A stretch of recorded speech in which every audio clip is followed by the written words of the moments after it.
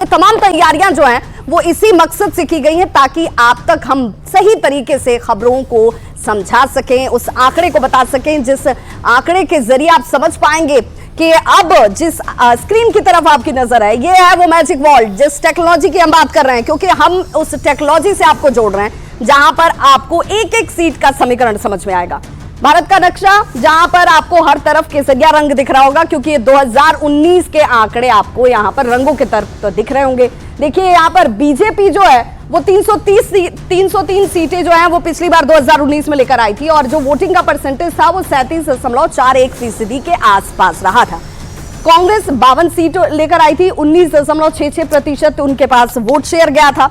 बिहार की चूंकि हम बात करेंगे खासतौर पर क्योंकि 8 लोकसभा सीटों पर यहां वोटिंग हो रही है, 16 सीटें जेडीयू पिछली बार लेकर आ पाई थी और ऐसे में 1.48% उनके पास वोट शेयर गया था। अब चलिए आपको सीधे लिए चलते हैं बिहार के उस आंकड़े की तरफ जिसे समझना बहुत जरूरी है और उस पूरे स्टेट की अगर हम बात कर ले तो चूंकि बिहार में आज 8वें चरण की वोटिंग हो रही है, तो देखिए 8वें चरण की इस 7वें चरण की वोटिंग की जब हम बात करेंगे तो उनमें 8 लोकसभा की सीटें हैं और 39 सीटें जो है वो एनडीए के पास गई थी। एनडीए के पास सिर्फ एक सीट नहीं जा पाई थी जो इस वक्त इंडिया गठबंधन के पास आपको नजर आ रही होगी और वोट शेयर जो है वो 56.35% के आसपास उस वक्त एनडीए के पास था, जबकि इंडिया गठबंधन के पास 24.14% वोट शेयर था।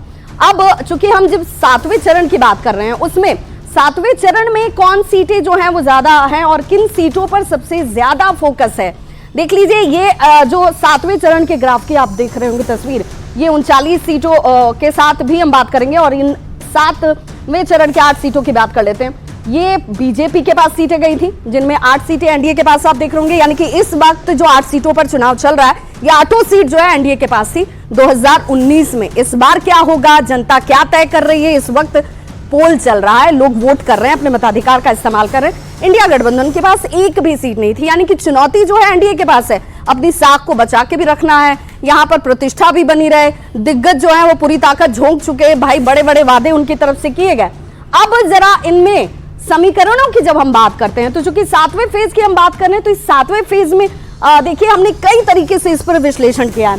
दलित वोटर की बात कर लें, मुस्लिम वोटर की बात कर लें, अपर कास्ट की बात कर लें, यादव कहां कितने प्रभावी हैं, ये सब कुछ इसमें शामिल है। अब जरा यादव वोटर पर नजर डालना जरूरी है।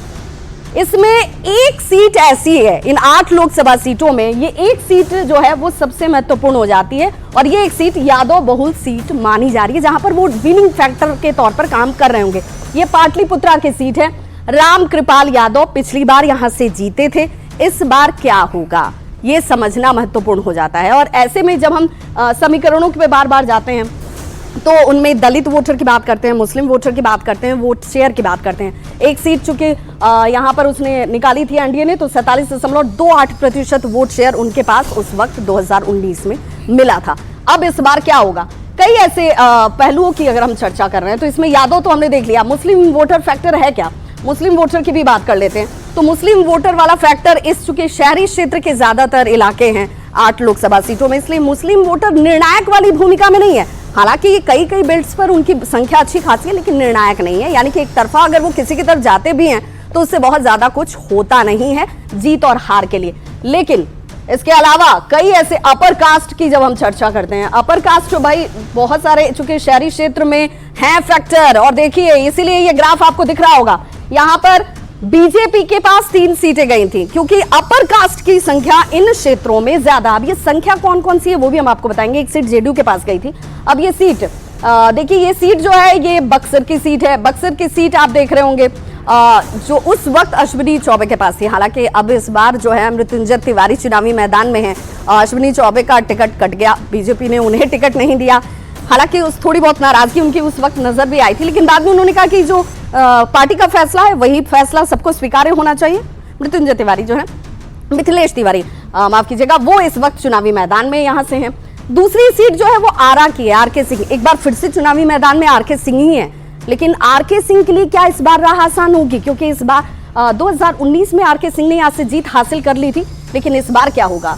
तीसरी सीट जो बीजेपी के पास गई थी वो सीट भी आपको देखनी और समझनी होगी। ये सीट थी पटना साहिब की सीट। पटना साहिब से रविशंकर प्रसाद, देखिए भाई पटना साहिब की सीट की अगर हम बात कर रहे हैं तो पटना साहिब की सीट पर सबसे कम अभी तक वोटिंग हो रही है। क्यों हो रही है, अब इस पर भी मंथन और चिंतन करने की जरूरत है। तो अब ऐसे में समझना होगा कि इस पूरे ग्राफ को जानने और समझने के बाद जब हम सीधे तौर पर अगर हम बात करते हैं, जिन आंकड़ों की हम चर्चा कर रहे थे कि अब जब उस तरफ हम बढ़ेंगे, और तो वैसे में ये देखना होगा कि आखिर वो समीकरण कौन से हैं जिनको साधते हुए जो पार्टियां हैं वो तय कर रही थी कि भाई जीत और हार विवेक इस बार किसके पास जाने वाला है। क्योंकि हमने ग्राफ के जरिए तो बता दिया कि भाई ये तब था, अब क्या होगा। जनता